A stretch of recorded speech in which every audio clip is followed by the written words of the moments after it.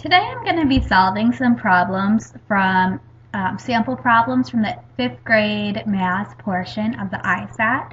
I'm going to be solving these utilizing Wizteach tools and functions to showcase all of the capabilities that it has and how you can use these teaching those different things in the classroom. These problems are from the Illinois State Board of Education website from the ISAT sample problems book. To get to the screen record function, what I did is I hit Tools, I hit Standard Tools, went down to Capture Tools, and I chose this bottom icon here and then started recording. So the first problem, Anish went to sleep at 9 p.m. and woke up at 6:30 a.m. What is the total number of hours he slept? I would, for some older students or more mature students, this would be an easy mental math problem. For other students, it would really help for them to be able to visualize this on a number line. So there's a couple ways we could go about doing this. Hit Standard Tools, Math, Numbers, and there is a number line function here. There are a few things I don't like about it, however. So we would have to use 0 through 20. That's a lot more numbers than we need, and maybe make one for AM and PM. And then you could drag those numbers off. Not necessarily the best way. The other problem that I found with this is that you can create a line, but I don't know if it's just the current version of Wizteach that is on this computer, but you can only choose 11 or 21 as increments, so it would give you some decimals, which wouldn't be ideal either. So in some scenarios with numbers, these would be really great. For this problem, I would probably be a better idea to go ahead and make your own number line. One other option that you have would be using Wizteach as a floating toolbar. So you don't always have all of those tools that you need there. So what I would do is I would get on Internet Explorer, whatever software you have on your computer, and look on Google and just Google number lines to find one that suits your problem best. And then hitting this button would minimize this background, and you would still be able to use your drawing tools on top of that. So of course you could just draw one out here, and I'm not using the eNotepad, I'm using a computer mouse, so it's not going to be my best handwriting here. But PM, and I'd have a student come up here and do this. The more you can get students up to the board, the better it is. The more they retain, the more they participate. So starting out here at 9 p.m.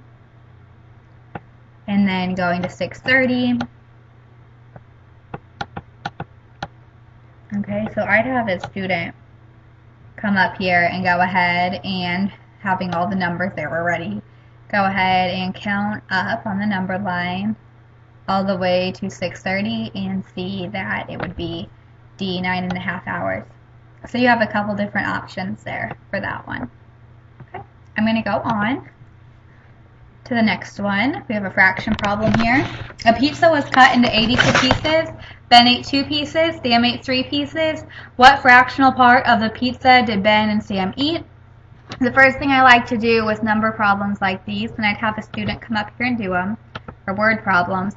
This one isn't too wordy, but as they get farther into harder problems, it's important for them to be able to pull out important information out of word problems. So I would have a student come up to the board and highlight the important information and the question, the root of the question, so what fraction did they eat together. Then I would go ahead and demonstrate this with fractions. So once again, tools, math tools, numbers. Down here we have fractions. So what you can do is, we know that the denominator is going to be 8. Ben ate 2/8. Then up here we can use these tools. These do not always work the best with fractions, but we will give it a try. 3/8 equals. Let's see if it will work for us.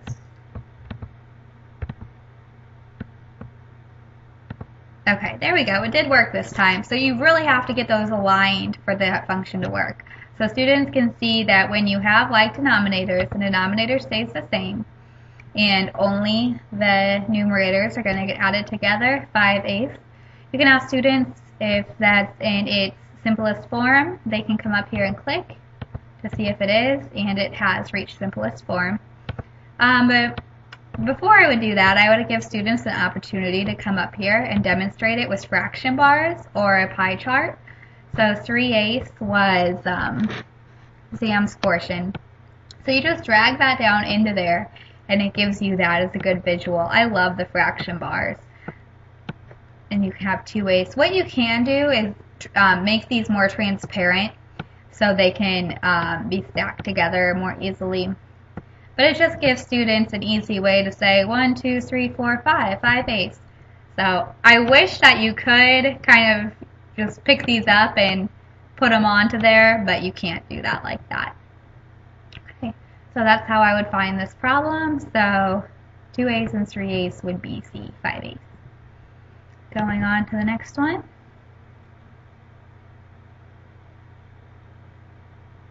Okay. Oh, we went backwards. There we go. These are really fun for the students. What three-dimensional figure could be made by folding the pattern along the dashed line segment? Well, the first thing they need to know is that they should be looking at the base of these. As students develop more, they can almost just look at this and automatically tell you the answer. But right now I'm just outlining that base shape there, which is a rectangle. And that's how pyramids and prisms are named, is by their base. So we have the rectangle, and then I kind of give them a strategy, a process of elimination. We know it's not going to be a cube. We know it's not going to be a triangular pyramid. So rectangular prism or rectangular pyramid. So now they have two choices here, and they know that when you have triangular sides like that, that it's going to be a pyramid. So D, rectangular pyramid. What I would do too is, this is one of students' favorite things this year was the geometry. And on math, you can go down to geometry, click on the pyramids, and they call them nets. So you can come over here and move that out of the way, choose net, and you have these here. Be careful, the square and the rectangle do look a lot alike here. The rectangle, it's even a similar color there. And I'm going to make it bigger by dragging on the side.